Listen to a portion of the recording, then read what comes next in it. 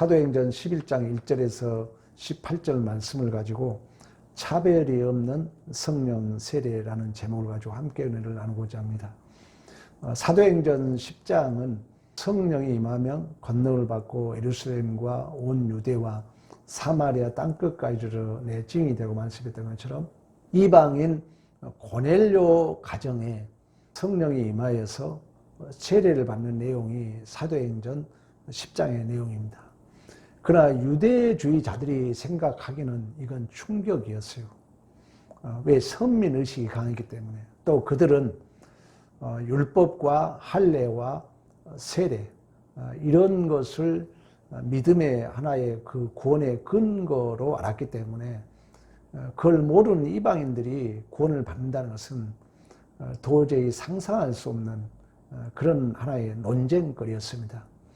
그런데 베드로를 통해서 고넬료 가정에 구원이 임했고 성령을 통해서 세례를 받았다는 것은 충격이에요. 그래서 이제 그 말을 들었던 유대주의자들이 1절, 3절에 베드로에게 따지는 내용입니다. 유대에 있는 사도들과 형제들이 이방인들도 하나님의 말씀을 받았담을 들었더니, 그러니까 이방인들도 하나님의 말씀을 받았담을 들었더니 베드로가 예루살렘에 올라갔을 때에 할례자들이 비난합니다. 이르되 내가 베드로 너가 왜 무할례자의 집에 들어가 함께 먹었느냐. 그러니까 베드로를 지금 계속 비난하는 거예요. 왜? 너는 우리와 한 공동체가 될 수 없는 왜 이방인의 가정에 가서 네가 함께 먹고 그들에게 세례를 베풀었냐, 이런 얘기예요. 이 얘기가 이미 사도행전 10장에 있었던 내용이잖아요. 그 내용을 다시 반복해서 베드로가 설명한 내용이 오늘 본문의 내용입니다. 9절에 보았던 것처럼 깨끗하지 아니한 것을 먹지 않으려고 했는데 7절 베드로야 먹으라. 이런 일이 10절 3번씩이나 있었다. 9절 하나님이 깨끗하게 하신 것을 내가 속되다고 하지 말라. 과연 이런 뜻이 무엇인가 하고 고민할 때쯤 고넬료가 보낸 사람들이 베드로 집에 도착한 거예요. 그래가지고 알아봤더니 다 환상 중에 천사가, 또 12절에 성령이 내게 명하사 아무 의심 말고 함께 가라 했다. 15절 내가 말을 시작할 때 성령이 그에게 임하기를 처음 우리에게 하신 것과 같이 하는지라. 16절 내가 주의 말씀에 너희를 성령으로 세례를 받으라 하신 것이 생각나노라. 17절 하나님이 우리가 주 예수 그리스도를 믿을 때 주신 것과 같은 선물을 그들에게도 주셨다. 성령, 구원, 세례, 이걸 얘기하는 거예요. 내가 누구에게 하나님을 능히 맡겠느냐. 이 모든 역사를 실제적이고 주도적으로 행하신 분은 성령 하나님께서 신적 확증, 신적 보증이 되어주신 줄로 믿습니다. 그래서 17절에 하나님이 우리가 주 예수 그리스도를 믿을 때 주신 것과 같은 선물로 성령 세례를 주셨다는 것은 하나님께서, 물론 인간으로 보면은 이것저것 조건, 자격 따질 수 있겠지만 하나님께서 그들 이방인들을 예수 믿는 사람, 하나님 백성으로 가족이 되었다는 것을 공식적으로 허락하신 줄로 믿습니다.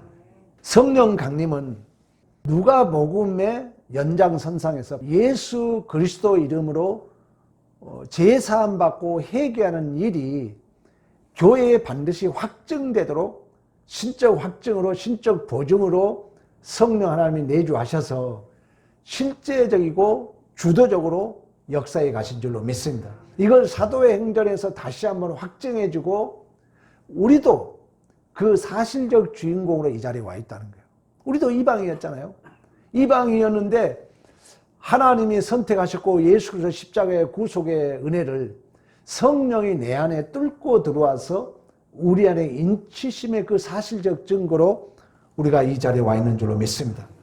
그렇다면 베드로가 고넬료 가정에 줬던 그 성령 세례도 예수 그리스도의 죽음과 부활에 근거한 증표로 하나님의 자녀가 된 하나의 구원의 근거가 되었듯이 오늘 본문의 성령 세례도 그 신적 구원의 보증으로, 신적 확증으로 성령 세례를 받게 된 줄로 믿습니다. 10장 36절 만유의 주 대신 예수 그리스도로 말미암아 화평의 복음 이스라엘 자손에게 보내신 말씀 두루 전파된 그것 너희도 알거니와 하나님이 나사렛 예수에게 성령과 능력을 기름 붓듯 하셨으며 그가 두루 다니시며 선한 일을 행하시고 마귀에 눌린 모든 사람을 고치시니 이는 하나님이 함께 하셨습니다. 우리는 유대인의 땅과 예루살렘에서 그가 행하신 모든 일의 증인이다. 그 증인의 힘의 능력을 덧입는 게 성령 강림이라고 말씀했던 것처럼 오늘 사도행전도 그 사실적 증거로 그 예수 그리스도의 죽으시고 부활하시고 그 일로 회개하는 그 하나의 확증으로 성령이 임하신 줄로 믿습니다. 10장 44절 계속 그 얘기하죠. 베드로가 이 말을 할 때 성령이 말씀을 듣는 모든 사람에게 내려왔다. 그대로 성취되고 있는 거예요. 누가복음의 그 영적 위치가 그들이 증인이다. 그리고 그 말과 더불어서 성령이 임했다고 말씀하고 있죠. 오늘 유대인들과 논쟁에서도 베드로가 다시 그걸 얘기하는 거예요. 다시 한번 구원의 증표로 예수 그리스도로밖에 없고 그 예수 그리스도로 인하여 구원을 받은 자들은 성령이 신적 확증으로 임재하셔서 성령 세는 뭡니까? 우리를 묶어준다는 거예요. 예수와 우리와 묶어준 것처럼 이방인이든 신분, 지위, 성별 모든 것을 외면하고 오직 예수 그리스도의 이름으로 구원받은 모든 자들은 성령의 유기체로 한 공동체가 된 줄로 믿습니다. 그런 의미에서 교회, 신자의 정체성은 결코 개인적으로 모이는 게 아닙니다. 그래서 교회는 반드시 두세 사람이에요. 왜? 성령의 유기체로 한 몸이 되었기 때문에. 그래서 교회는 개인적으로 모이는 것이 아니라 오직 예수 안에서 성령의 유기체로 모인 줄로 믿습니다. 성령의 유기체로. 그래서 에베소서에 보면은 교회에는 예수 그리스도를 머리로 성령의 유기체로 한 몸으로 얘기를 하고 있다는 거예요. 그러니까 교회는 예수 그리스도를 머리로 그 교회는 그 몸으로 성령께서 한 몸으로 묶고 계신 줄로 믿습니다. 그러니까 예수 안에서 열려 있으므로 예수 안에서 다 열려 있다는 거예요. 왜? 이 교회의 문은 누구예요? 예수기 때문에. 어떤 조건, 어떤 자격을 따질 수 없다는 거예요.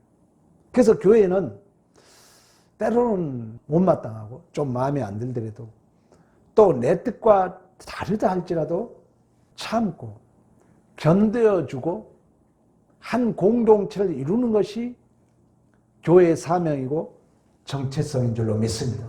그러니까 우리가 인간적 조건과 자격으로 우리의 마음을 닫지 말라는 것입니다. 교회는 우리의 어떤 뜻으로 교회를 만드는 것이 아니라 하나님께서 우리를 불렀잖아요. 우리 다 자라는 환경도 다르고 고향도 다르고 어찌 우리가 이렇게 한 몸으로 이 한 자리에 모이겠어요. 성별도 다르고. 그런데 하나님께서 우리를 불렀다는 거예요. 그리고 교회의 주인은 하나님이신 줄로 믿습니다.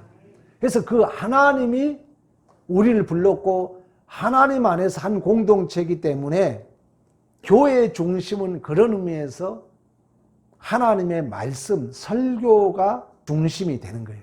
보증으로 성령이 오셔서 진리의 영이 오셔서 자꾸 우리를 묶어주는 거예요. 그래야 사단은 자꾸 우리를 틈을 벌려요.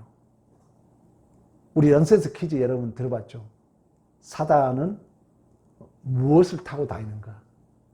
틈을 타고 다닌다 하잖아요. 그러니까 교회는 하나님과 우리를 묶어줬고 교회는 우리 모두를 묶어줬어요. 그러나 죄와 사단은 우리를 자꾸 멀어지게 한다는 거예요. 거기에 등장하는 것이 인간의 자격 조건이에요. 유대인들이 자꾸 그러는 거예요. 그러므로 우리가 구원의 보증 대신 성령 세례라는 것은 예수님께서 우리를 죄에서 구원했을 뿐만 아니라 우리의 실패, 우리의 게으름, 우리의 연약함, 때로는 우리가 하나님을 외면하고 또 때로는 우리가 하나님을 배신한다 할지라도 성령은 우리와 예수와 꼭 묶으신 역사를 바로 성령이 하신 줄로 믿습니다. 성화를 뭐라냐면 성령이 예수를 묶었다 그래요. 그러니까 성화는 성장하는 거잖아요. 그러니까 성장하는 과정 속에서 성령이 우리를 예수와 묶었다는 것은 그만치고는 실패함이 없다는 거예요. 반드시 우리는 성장할 수밖에 없다는 것입니다. 즉 구원의 징표로 성령이 우리 안에 임했다는 것은 하나님께서는 우리가 당하는 현실, 우리가 겪는 도전, 우리가 확인하는 연약함, 또 세상적인 우리가 두려움, 염려, 이 모든 형편을 하나님은 우리를 아시고 계세요. 그리고 하나님은 우리를 반드시 승리하기 위하여 지금도 우리를 포기하지 않고 있다는 그 확증이 바로 성령 세례라는 거예요. 성령. 그러니까 성령이 우리에게 이 모든 것의 확증으로, 모든 것의 보증으로 우리 안에 임재하셔서 실제적으로 역사하신 줄로 믿습니다. 그 증표를 우리가 보자면은 오늘 설교가 누구 설교예요? 베드로 설교잖아요. 우리 베드로 한번 생각해 봅시다.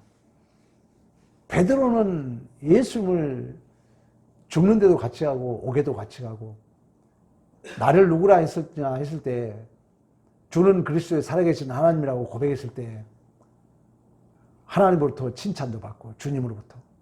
그러나 베드로는 예수님을 3번씩이나 저주하면서까지 부인하잖아요. 그러나 이제 성령이 임하는 후에는 사도행전 2장부터 계속해서 베드로 설교잖아요. 베드로 설교를 한번 우리 잠깐 한번 볼까요? 사도행전 2장으로 한번 가보세요. 22절 이스라엘 사람들아 이 말을 들으라. 얼마나 당당합니까? 비겁하게 부인했고 도망갔던 베드로, 모른다고 부인했던 베드로, 그가 이제 오순절 성령 강림 후에 2장 22절 너희도 아는 바와 같이 하나님께서 나사렛 예수로 큰 권능과 기사와 표적으로 너희 가운데 베푸사 너희 앞에 그를 증언하셨느니라. 어떻게 보면 우리를 위해서 얘기하는 것 같지만 자기 자신을 두고 이야기하는 거예요.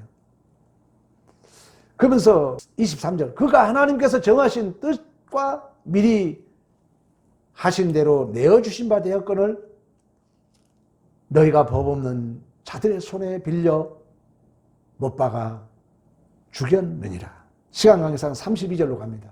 계속된 설교인데 이 예수를 하나님이 살리신지라 우리가 일의 증인이로다. 하나님이 오른손으로 예수를 높이심에 그가 약속하신 성령을 아버지께서 받아서 너희가 보고 듣는 이것을 부어주셨느니라. 36절 그런즉 이스라엘 온 집은 확실히 알지니 너희가 십자가에 못 박은 이 예수를 하나님이 주와 그리스도가 되게 하셨느니라. 할렐루야. 너희들이 죽은 예수, 너희들이 못 박힌 예수 하나님이 살리셨다는 거예요. 그리고 그가 죄인들을 구원하셨다는 거예요. 그리고 그가 아버지께서 받은 성령을 우리에게 보내주신 줄로 믿습니다. 그가 바로 성경에 말했던 메시아, 그가 바로 우리의 그리스도, 그가 바로 우리의 구세주다. 이 얘기를 한 것입니다. 우리도 마찬가지예요. 우리가 언제 예수님을 믿고자 했습니까? 우리가 예수님을 스스로 찾아 나섰습니까? 어느 날 살다 보니까 물론 여러분들이 여러 가지 사연이 있겠지만 지금 예수의 증인으로 이 자리에 와 있는 것처럼 성령이 이처럼 우리의 실수, 우리의 모자람, 우리의 배신감 그 어떤 것도 좋아요. 그러나 하나님이 한번 택한 백성은 반드시 승리할 수밖에 없다는 그 보증으로 성령이 우리 안에 내주하신 줄로 믿습니다. 여러분 베드로뿐만 아니에요. 또 사도행전에 주를 이루는 설교자 스데반은 잠깐 설교하고 죽지만 그 다음 누구예요? 사울이 사울. 사울이 여러분이 예수님을 믿는 자들 죽이러 다녔잖아요. 사울이 스데반을 죽였잖아요. 그런 자도 예수 안에서 구원받고 그 사도로 예수 그리스도의 죽으심과 부활의 증인으로 사용되고 있는 것처럼 우리의 어떤 조건, 환경, 예수 안에서 우리가 구원받았다면 반드시 성령은 우리가 승리할 수밖에 없는 그 보증으로 우리 안에 임재하신 줄로 믿습니다. 이걸 믿는다면 우리가 교회 안에서 그 어떤 조건과 자격을 따질 수 없다는 거예요. 그리고 우리의 문을 활짝 열 수밖에 없어요. 그 누구도 교회에 들어오면, 그 어떤 사람도 교회에 들어오면 반드시 성령이 그를 우리 한 공동체로 묶어서 예수의 몸으로 반드시 그 예수 그리스도의 이름을 힘입어 구원받고 제사함 받는 일의 증인으로 성령이 그를 보증해 주실 줄로 믿습니다. 그렇게 스데반을 죽이고 예수 믿는 자들을 죽이러 다녔던 그 사울이 결국 예수 안에서 변하고 쓰임 받았던 것처럼. 에베소서 한번 가보겠습니다. 에베소서는 이제 교회론에 대한 얘기인데 2장 그는 허물과 죄로 죽었던 너희를 살리셨도다. 지금 사울이 에베소 교회를 향해서 하는 것 같지만 또 다른 역설은 누굴 위해서 하는 거예요? 그렇죠. 자기 자신을 두고 한 얘기예요. 자기 자신을 두고. 성경은 하나의 고백이라 했잖아요. 자기 자신을 두고 하는 거예요. 나도 죄와 허물로 죽었던 나를 살리셨도다. 우리 다 고백된 내용이잖아요. 그때 너희 가운데 행하셨던 세상 풍조 따르고 공중 권세 잡는 자를 따랐으나 곧 불순종의 아들들이었다. 3절 본질상의 진노의 자녀였다. 그러나 하나님이 우리를 4절 사랑하사 큰 사랑으로 인하여 허물로 죽은 우리를 그리스도와 함께 살리셨고 또 함께 일으키사 예수 그리스도 안에서 함께 하늘에 앉히셨으니 7절 이는 그리스도 예수 안에서 우리에게 자비하심으로써 은혜의 지극히 풍성함을 오는 여러 세대에 나타나게 하려 하심이라. 너희는 그 은혜에 의하여 믿음으로 말미암아 구원을 받았으니 이것은 너희에게서 나는 것이 아니요 하나님의 선물이라. 행위에서 나는 것이 아니니 이는 누구도 자랑하지 못하게 하려 함이라. 너희에게서 난 것도 아니요 행위에서 난 것도 아니요 하나님의 오직 은혜로 오직 믿음으로 난 줄로 믿습니다. 그러니까 지금 이 배경이 어떤 배경이 나는지 여러분들 이해하셔야 돼요. 유대인들은 자꾸 유대주의적인 이 신앙인들은 자꾸 인간의 조건을 가지고 자꾸 어떻게 저 사람이 한 공동체가 될 수 있느냐 이런 그 반론 속에 이 얘기를 하는 거예요. 허물로 죄로 죽었던 우리들이 예수로 말미암아 구원받았고 이 구원은 너희로부터 난 것이 아니다. 너희 행위로부터 난 것이 아니라 하나님의 은혜다. 믿음으로 난 것이다. 그러면서 마지막에 뭐라 합니까? 이는 누구든지 자랑하지 못하게 하려 함이라. 그러니까 이처럼 우리가 믿음과 은혜라는 것은 우리들은 도움이 필요한 존재라는 것이 전제되는 것으로서 교회에 필요한 것은 서로 연약함과 실수를 포기하지 말고 심판하지도 말고 믿음으로 감수해주고 기다려주는 인내가 필요한 줄로 믿습니다. 그 얘기하고자 하는 거예요. 교회의 본질이. 왜 그러냐면 사도행전은 교회를 얘기하고 있기 때문에. 17절에 예수 그리스도를 믿을 때 같은 선물을 주셨다는 그 성령. 성령은 예수 그리스도로 인하여 그 구원받은 것과 같은 선물, 신적 보증으로, 신적 확증으로 성령을 우리 안에 내주하신 줄로 믿습니다. 그 성령의 사역으로 제사함 받고 회개함으로 결국 하나님 앞에 영광이 될 수밖에 없는 것이 교회의 운명이라는 거예요. 교회의 존재라는 거예요. 그래서 에베소서는 교회론을 설명하면서 영광과 찬송을 받으시게 하려 하시며 말씀했던 것처럼. 그런 의미에서 우리가 기독교 복음하면은 핵심된 단어가 예수잖아요. 또 죽음과 부활이잖아요. 그리고 제가 강조한 게 사랑과 믿음이라 그랬잖아요. 근데 우리는 사람을 믿기 힘들어요. 보이지 않는 하나님은 어떻게 믿습니까? 보이는 부모 형제도 못 믿는 세상 속에. 그리고 여러분 사랑이 쉽게 됩니까? 안 되잖아요. 근데 이 모든 일에 신적 보증으로 성령을 선물로 주신 줄로 믿습니다. 그렇다면은 성령이 우리 안에 내주하시면은 이 성령이 결국 우리를 승리자로 이끈다면은 성령이 예수 그리스도의 이름으로 제사함 받는 일과 동일한 것을 우리에게 선물로 그 주신 확증이 바로 성령의 임재라면은 우리는 교회 안에서 어떤 일도 변명할 수 없고 원망할 수 없고 성령의 신적 보증으로 우리를 이끌어 가신다는 것이 믿어진다면 우리는 오직 감수하고 인내해야 할 책임만 우리에게 있는 줄로 믿습니다. 여러분이 자녀에 대해서 우리가 예를 들면 그렇잖아요. 자녀에 대한 여러 가지 안타까운 일은 많이 있습니다. 우리가 다 그렇죠. 왜 그러냐면은 우리는 이미 성장했고 부모고 자녀는 이제 출생했기 때문에 부모 마음은 자녀에 대한 욕심이 한도 끝도 없죠. 그러나 이 부모 마음은 내 자녀, 내가 사랑하고 내가 믿고 또 어느 부모가 자녀가 잘못되리라고 믿는 부모는 없잖아요. 잘 되길 믿고 있잖아요. 그렇다면 우리의 가장 큰 책임은 기다림이죠. 참아주는 거죠. 교회도 마찬가지예요.